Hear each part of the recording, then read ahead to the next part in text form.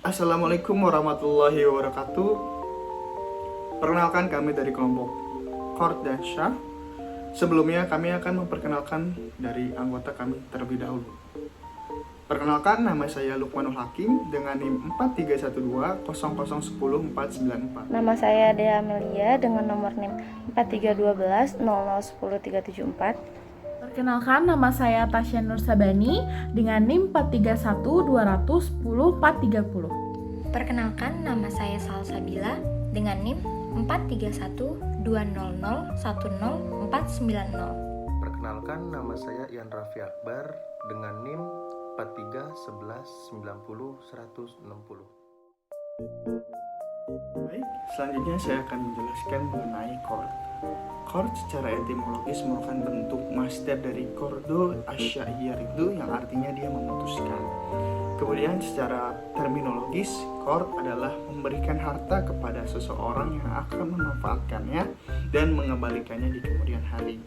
Kemudian secara terminologi muamalah, Qord adalah memiliki sesuatu yang kemudian hari harus digantikan dengan bentuk yang sama atau nilai yang sama.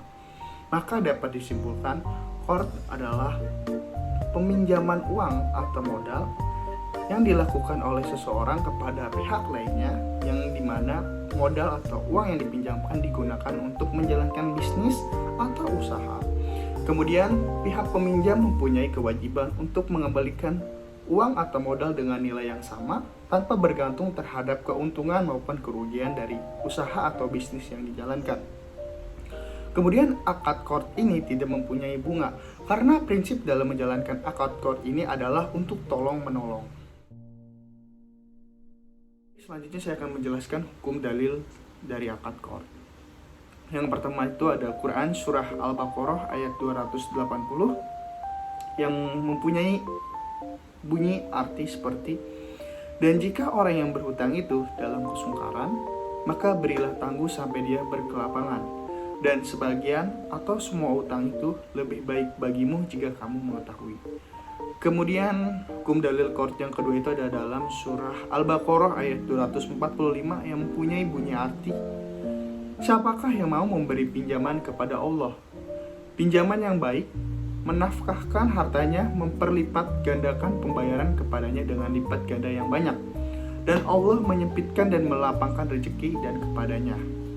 Kemudian ada dalam dalil hadis Rasulullah Shallallahu Alaihi Wasallam dari riwayat dari Abu Rafi'ah, sesungguhnya Rasulullah Shallallahu Alaihi Wasallam berutang seekor unta kepada seorang laki, kemudian diberikan kepada beliau seekor unta sedekah. Beliau memerintahkan Abu Rafi kembali kepada beliau dan berkata, saya tidak menemukan di antara unta-unta tersebut kecuali unta usianya menginjak 7 tahun. Beliau menjawab, berikanlah unta itu kepadanya karena sebaik-baik orang adalah yang paling baik dalam membayar hutang. Hadis riwayat Muslim. Baik, selanjutnya saya akan menjelaskan rukun dan syarat dari akad Qord. Adapun syarat-syarat dan ketentuan dalam melakukan akad Qord itu, pertama ada sihat. Yang dimaksud dengan sihat adalah ijab dan kabul. Tidak ada perbedaan di antara fuqaha bahwa ijab kabul sah dengan lafaz utang dengan semua lafaz yang menunjukkan maknanya seperti kata aku memberimu utang atau aku menghutangimu. Demikianlah pula kabul sah dengan semua lafaz yang menunjukkan kerelaan seperti aku berhutang atau aku ridho dan lain sebagainya. Kemudian yang kedua ada akidain, yang bermaksud dengan akidain dua pihak yang melakukan transaksi adalah pemberi utang dan pengutang. Adapun syarat-syarat bagi pengutang adalah merdeka, balik, berakal, sehat, dan pandai. Kemudian yang ketiga itu adalah harta yang diutangkan. Poin pertama, harta berupa harta yang ada padanya. Maksudnya harta yang satu sama lain dalam jenis yang sama, tidak banyak berbeda, yang mengakibatkan perbedaan nilai seperti uang, barang-barang yang dapat ditakar, ditambang, ditanam, dan dihitung. Kemudian poin B atau poin kedua, harta yang diutangkan diisyaratkan berupa benda, tidak syah menghutangkan manfaat atau jasa. Yang ketiga, poin C, Harta yang diutangkan diketahui, yaitu diketahui kadarnya dan diketahui sifatnya. Selanjutnya saya akan menjelaskan tentang syarat dari akad qard. Fatwa Dewan Syariah Nasional nomor 19/DSN-MUI keempat tahun 2001 sebagai berikut. Akad qard adalah pinjaman yang diberikan pada mutaqarid atau nasabah yang memang membutuhkan. Yang pertama, mutaqarid wajib mengembalikan seluruh dana yang diterimanya dalam jangka waktu tertentu. Yang kedua, biaya administrasi pada akad qard adalah beban pada mutaqarid. Yang ketiga, lembaga keuangan syariah dapat meminta jaminan bila memang dirasa perlu.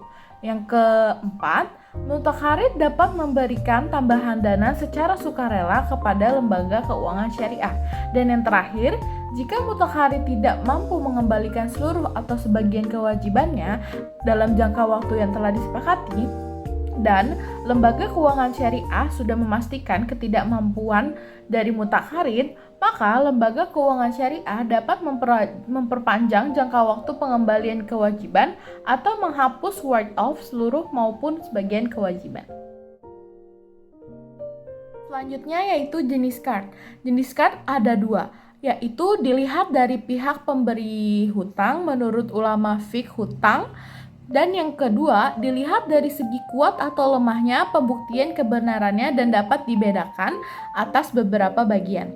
Yang pertama, dilihat dari pemberi hutang menurut ulama fiqh, hutang dapat dibedakan atas dua. Yang pertama, hutang kepada Allah ialah hak-hak yang wajib dibayarkan oleh seseorang karena perintah Allah kepada orang-orang tertentu yang berhak menerimanya. Yang kedua, hutang kepada sesama manusia ada yang dikaitkan dengan rungguhan atau jaminan tertentu. Dan hak orang yang berpiutang itu diambilkan dari rungguhan tersebut jika orang yang berhutang tidak mampu membayarnya. Jenis yang kedua, dilihat dari segi kuat dan lemahnya pembuktian kebenarannya dan dapat dibedakan atas yang pertama, hutang piutang yang kebenarannya dapat dibuktikan.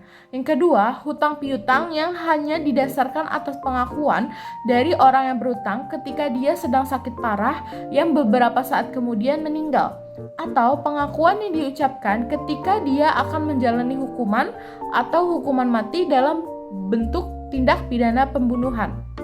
Sedangkan yang terakhir, dilihat dari segi waktu pelunasannya dibedakan atas dua, yaitu hutang piutang yang sudah tiba waktu pelunasan atau hutang yang sudah jatuh tempo sehingga harus dibayarkan dengan segera. Yang kedua, hutang piutang yang belum jatuh tempo dan tidak mesti dibayarkan dengan segera. Selanjutnya yaitu manfaat akad qard. Nah, yang pertama, memungkinkan nasabah yang sedang dalam kesulitan mendesak untuk mendapatkan kalangan jangka pendek. Yang kedua, akad al-hasan yang merupakan salah satu ciri pembeda antara bank syariah konvensional yang di dalamnya terkandung misi sosial di samping misi komersial. Yang ketiga, adanya misi sosial kemasyarakatan ini akan meningkatkan citra baik dan meningkatkan loyalitas masyarakat terhadap syariah. Yang selanjutnya, pedagang kecil memperoleh bantuan dari bank syariah untuk mengembangkan usahanya, sehingga merupakan misi sosial bagi bank syariah dalam membantu masyarakat miskin. Selanjutnya, dapat mengalihkan pedagang kecil dari ikatan hutang rentenir dengan mendapatkan utang dari bank syariah. Dan yang terakhir, meningkatkan loyalitas masyarakat kepada bank syariah karena bank syariah dapat memberikan manfaat kepada golongan miskin.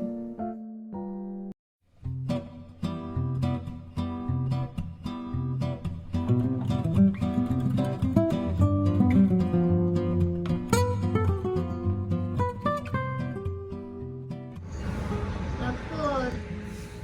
Tasya, makan yuk. Iya boleh, tapi aku selesaiin ini dulu ya. Oke. Tasya, tapi aku nggak bawa uang.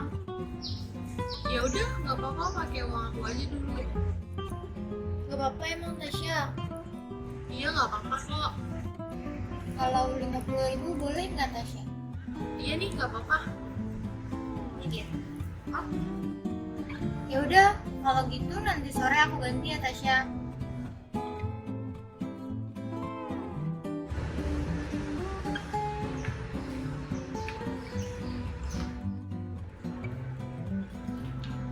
Tasya.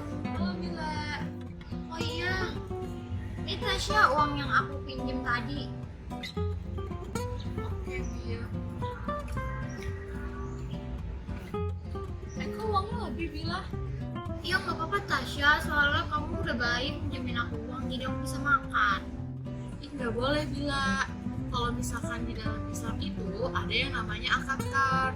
Jika kamu meminjamkan sejumlah uang, maka kamu harus mengembalikan jumlah uang yang sama. Jadi nggak boleh lebih ataupun kurang. Ini lebihnya. Oh gitu ya. Maaf ya Tasya, aku baru tahu soalnya. Kalau gitu, makasih. Iya, sama-sama, Bila. Baik, saya akan menjelaskan pengertian dari sarf. Secara bahasa, as-sarf bermakna tambahan. Sedangkan menurut istilah adalah jual beli uang dengan uang yang sejenis maupun tidak sejenis. Menurut tim pengembangan Institut Bankir Indonesia, sarf adalah jasa yang diberikan oleh bank kepada nasabahnya untuk melakukan transaksi valuta asing menurut prinsip-prinsip sarf sendiri yang dibenarkan secara syariah. Dijelaskan pula, sarf adalah transaksi jual beli atas pertukaran mata uang, baik dengan mata uang yang sama, rupiah dengan rupiah, ataupun mata uang yang tidak sejenis, seperti contohnya itu rupiah dengan dolar, rupiah dengan real, dan lain sebagainya. Oke, selanjutnya ada hukum dalil sarf.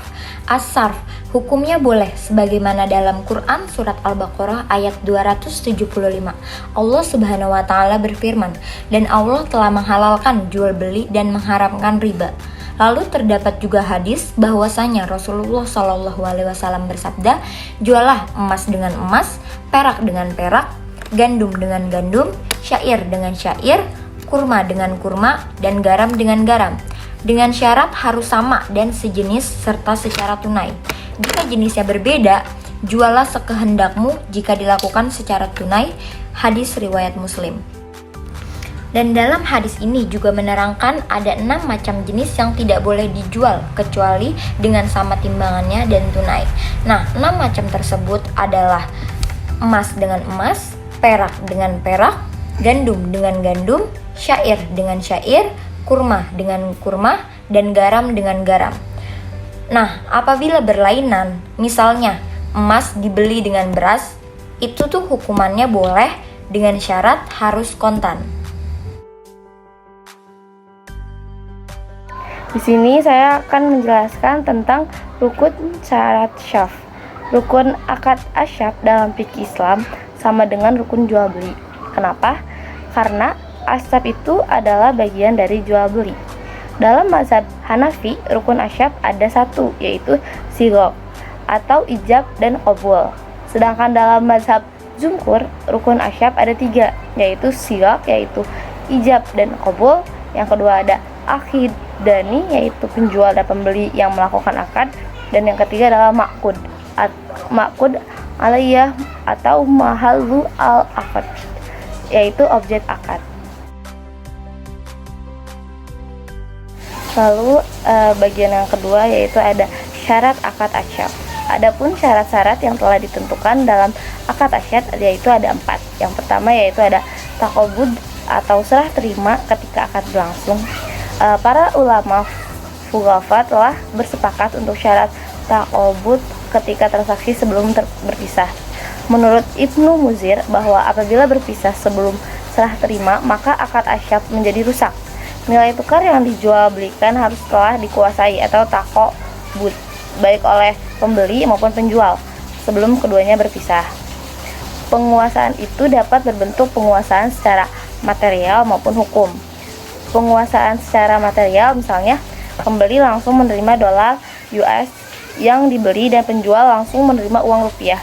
Adapun penguasaan hukum misalnya pembayaran dengan menggunakan cek. Lalu yang kedua, akad asyaf tanpa khiyar. Jumhur ulama fuqaha berpendapat yaitu ada Hanafi, Maliki, dan Syafi'i bahwa akad tidak menjadi sah dengan khiyar syarat.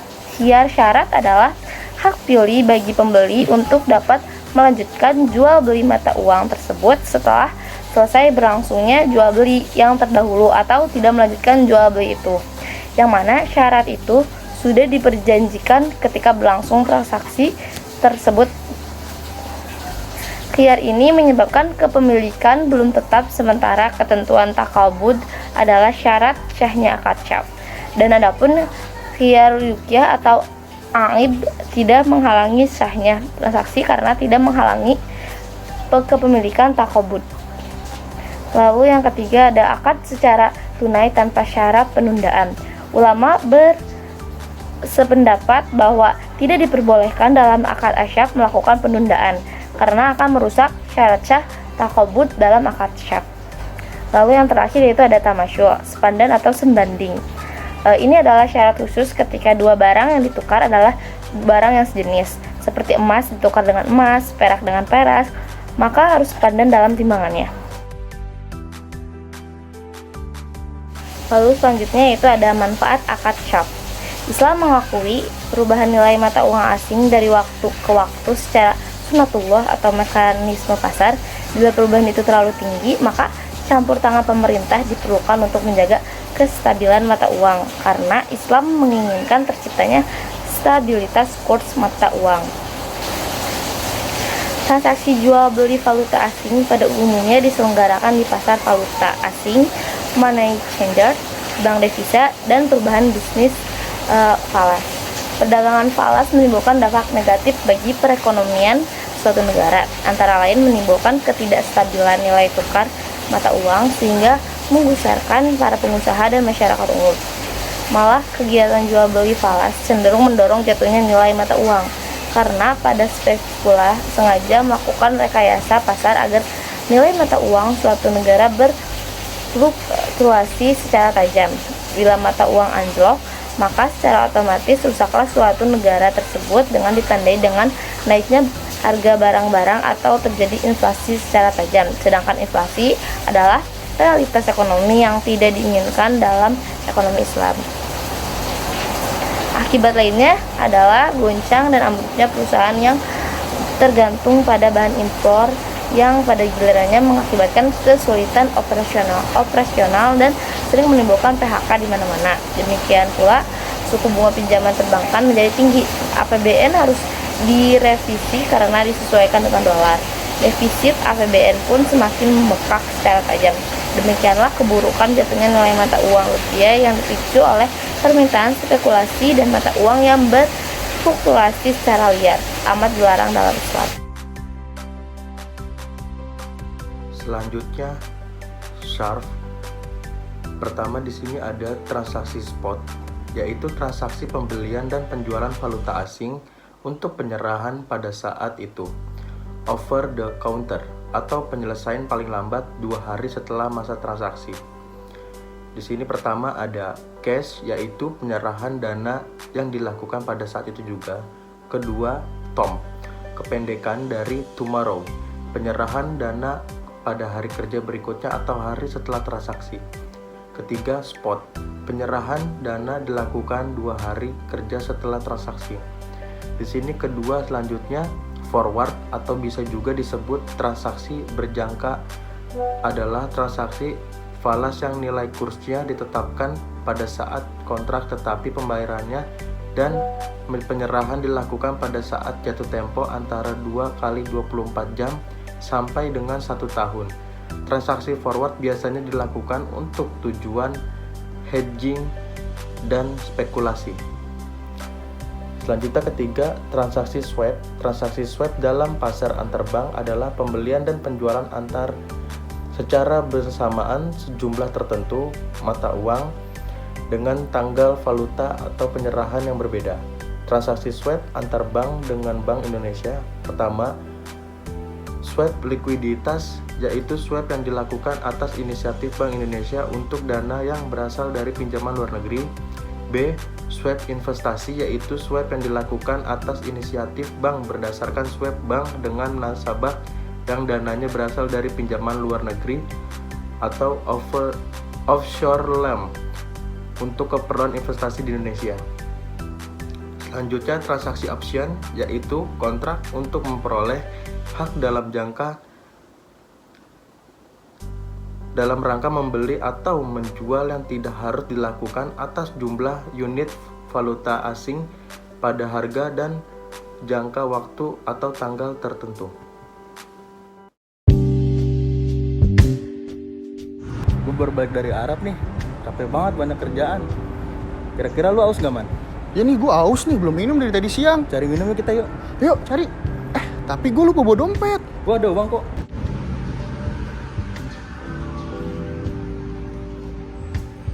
Ya, tapi mata uang gue real gimana dong? Ya udah nggak apa-apa, kita tukar aja. Soalnya di sini ada money changer dekat. Yuk. Yaudah yuk kita tukar. Selamat siang, ada yang bisa saya bantu? Oh iya mbak, saya mau menukarkan uang. Mau nukar ke mata uang apa? Ini saya mau menukarkan 10 real. Ya, uangnya.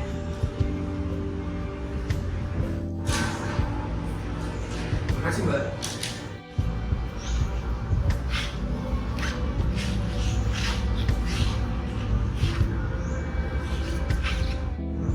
Man, ini kelebihan, Man. Kita pakai aja yuk buat jajan. Nggak boleh kayak gitu Yan, soalnya kalau dalam akad syarf itu kalau kita menukarkan uang itu harus ditukar dengan mata uang yang sama, nggak boleh dilebihkan, nggak boleh dikurangkan. Oh gitu man. Berarti kalau gitu kita balik lagi dong. Yuk. Oh maaf, ini kelebihan.